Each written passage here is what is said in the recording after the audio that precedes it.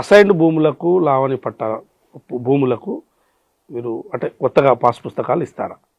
ఇది అసైన్మెంట్ సమస్యలు రెండు విధాలుగా చూడాలి. ఒకటి, అసైనీ ఉన్నాడు లేదా ఆయన వారసులకు భూమి వచ్చింది, అసైనీకి కొత్త బుక్ రాలేదు, లేదా అసైనీ వారసుల పేరు మీద మ్యూటేషన్ జరగలేదు, ఇట్లాంటి ఇబ్బందులు చాలా ఉన్నాయి. తెలంగాణ రాష్ట్రంలో 25 లక్షల ఎకరాల అసైన్మెంట్ భూమి ఉంది.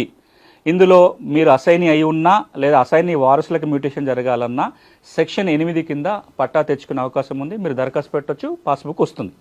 కానీ ఇక్కడ అడుగుతున్నది ఏంటంటే, మేము అసైన్మెంట్ భూములను కొనుక్కున్నామో మాకు పట్టా కావాలని అడుగుతున్నారు. దాని మీద మనం ఈ చట్టం కింద ఉండదు. అసైన్మెంట్ భూములు కొంటే పట్టా ఎట్లా అనేది పిఓటి చట్టం కింద ఉంటుంది. తెలంగాణ రాష్ట్రంలో అసైన్మెంట్ భూముల బదలాయింపు నిషేధ చట్టం 1977, దాన్నే మనం పిఓటి చట్టం అంటాం, లేదా 9/77 అంటాం. ఈ చట్టం ఏమంటుందంటే, అసైనీలు భూముల అమ్మకాలు కొనుగోలు చేయడానికి అంటే వేరే వాళ్ళకి అమ్మడానికి వీలు లేదంటారు. దానికి ఒక ఎక్సెప్షన్ ఏంటంటే, భూమి లేని పేద కుటుంబానికి చెందిన వ్యక్తి కనుక అసైన్మెంట్ భూమి కొంటే వాళ్ళకే లావణి పట్టా లేదా అసైన్మెంట్ పట్టా ఇవ్వాలి. ఇచ్చే అధికారం కలెక్టర్కు ఉంది. అది పిఓటి చట్టం కింద. అట్లా కనుక ఎవరైనా కలెక్టర్ దగ్గరికి పోయి లావణి పట్టా తెచ్చుకుంటే భూభారతి కింద పాస్బుక్ తెచ్చుకునే అవకాశం ఉంటుంది. కానీ ఈ రెండు కాకుండా ఒక మూడో అంశం ఉంది. అది రాష్ట్ర వ్యాప్తంగా పెద్ద చర్చ జరుగుతుంది. ప్రభుత్వం నిర్ణయం కూడా తీసుకోవాలి.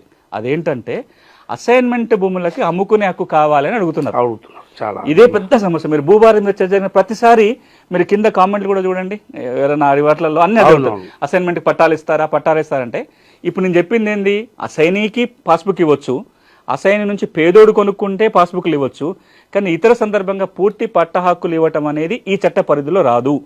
పక్కనున్న కర్ణాటక రాష్ట్రం చట్టాన్ని మార్చుకుంది. గత సంవత్సరం ఆంధ్రప్రదేశ్లో మారింది.